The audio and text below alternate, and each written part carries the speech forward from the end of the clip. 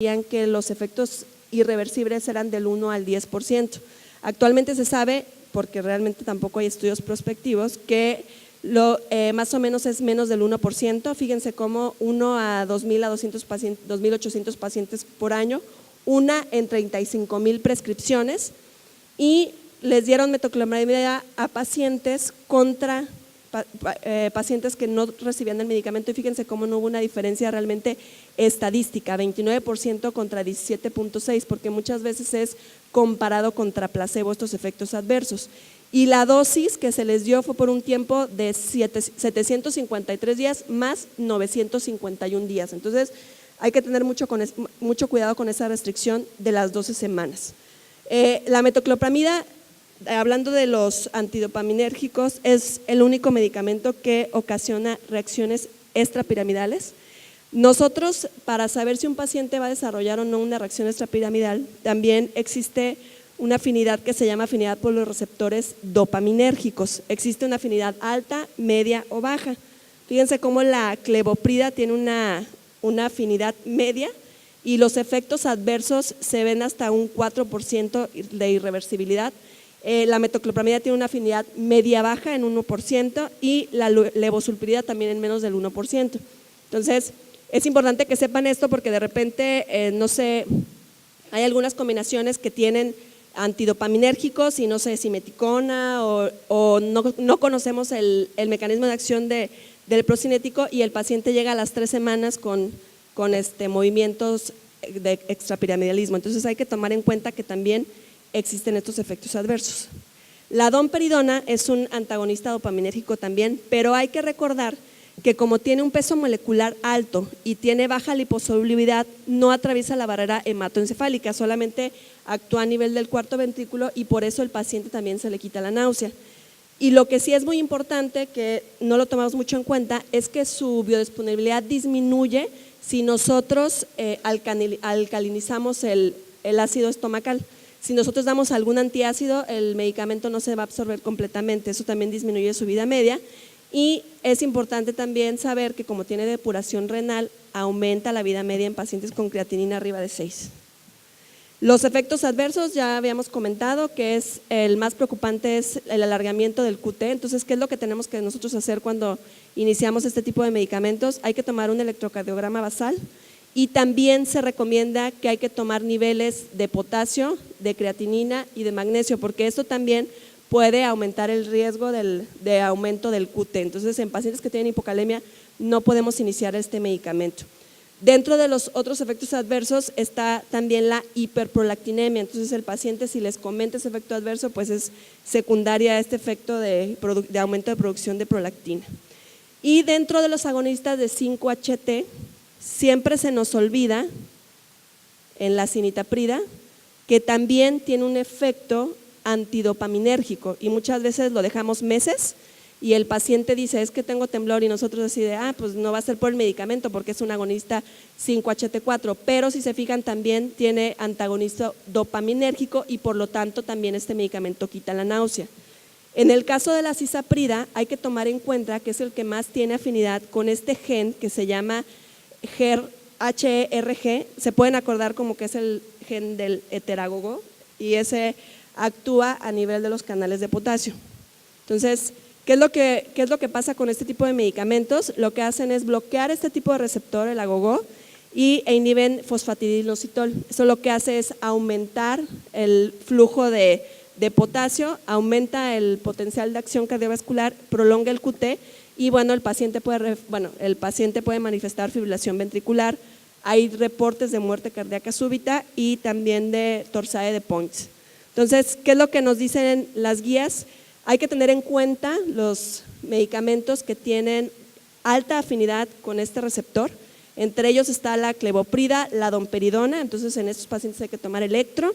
La cisaprida es alto, la metoclopramida es moderada, y pueden ustedes revisar en internet, hay una página que se llama ACERT, donde vienen todas esas interacciones farmacológicas con estos medicamentos para disminuir el riesgo de arritmias cardíacas. Y es importante, como habíamos dicho, medir niveles de potasio y de magnesio antes de que iniciemos el tratamiento con estos pacientes. Obviamente los pacientes que tienen síndrome de QT congénito no vamos a dar este tipo de medicamentos. ¿Qué otros pacientes tienen mayores factores de riesgo? Pacientes con hipoglucemia y también pacientes con diabetes tipo 1 de desarrollar arritmias cardíacas. Entonces, en 1998 la FDA reportó este tipo de efectos cardiovasculares y retira del mercado en el año de 2000 en Estados Unidos el medicamento de cisaprida. En quienes también hay que tener cuidado, en niños prematuros, también es mayor el riesgo de efectos cardiovasculares. Se compararon pacientes de buen peso contra pacientes prematuros, se les dio el medicamento, se les hizo un ecocardiograma basal y a los 5 días, y los pacientes prematuros sí aumentaron el QT, en niños es mayor a 440 milisegundos. ¿Qué es lo que nos dice esto? Hay que hacer el ecocardiograma basal y a 5 días por este artículo, pero hay artículos que hacen los ecocardiogramas a 7 o 14 días como seguimiento después de iniciar el tratamiento. Entonces, ¿cuál es la evidencia clínica que tenemos del uso de procinéticos en pediatría? Pues en gastroparesia está indicado estos medicamentos, en náusea y vómito, en migraña aguda, para aumentar el vaciamiento gástrico, de nutrición enteral y en terapia intensiva. También los pacientes que están recibiendo nutrición enteral, se les deja el medicamento durante 2 a 3 días y se suspende para evitar los efectos adversos, en ERGE y también en dispepsia funcional. Entonces, hablando de gastroparesia, pues la principal medida que hacemos nosotros, después obviamente de hacer el diagnóstico de gastroparesia, es dictar una dieta baja en grasas y fibra líquida. Hay que observar bien el control glucémico. En niños, como ya se había comentado, es muy común la gastroparesia por la inmadurez gastrointestinal.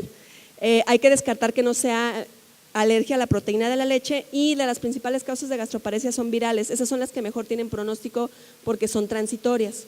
Después, si el paciente no responde a medidas generales de cambio de dieta y alimentación, pues al paciente se le pueden dar procinéticos de tratamiento. Entonces, el único procinético aceptado por la FDA para gastroparesia es la metoclopramida, y se usa en segundo escalón la domperidona, o si hay contraindicaciones para la metoclopramida se utilizará la domperidona, pero de todos los procinéticos que tenemos en México, en Estados Unidos no los aceptan para la gastroparesia. Entonces, aquí se dividieron en 3 grupos a los niños, que fueron infantes de 0 a 1 años, niños de 1 a 12 años y adolescentes más de 12 años.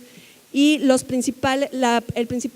sintomatología que se vio en estos pacientes fue la náusea, igual que en los pacientes adultos.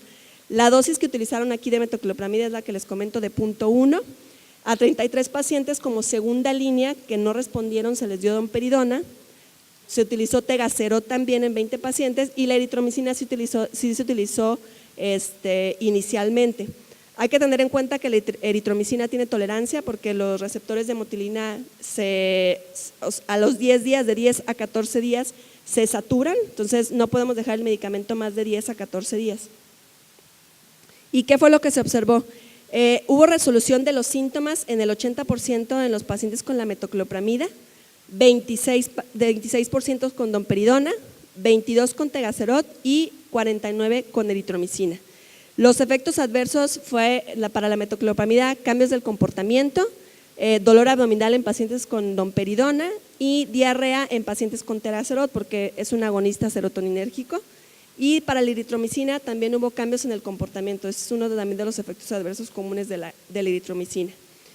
Los factores relacionados a la resolución de los síntomas, esto es importante saberlo porque si nosotros tenemos el grupo de infantes, estos pacientes van a resolver la mayoría de los síntomas de gastroparesia. Si es una gastroparesia viral también tiene mejor pronóstico y una respuesta temprana también a los procinéticos, y que el paciente cumplirá el síntoma de náusea. Hablando ya para terminar, de enfermedad por reflujo gastroesofágico, ¿quién de aquí utiliza, no sé, los procinéticos como primera línea en pacientes con enfermedad por reflujo? Por acá, o cuando tienen regurgitación o demás, ¿ok?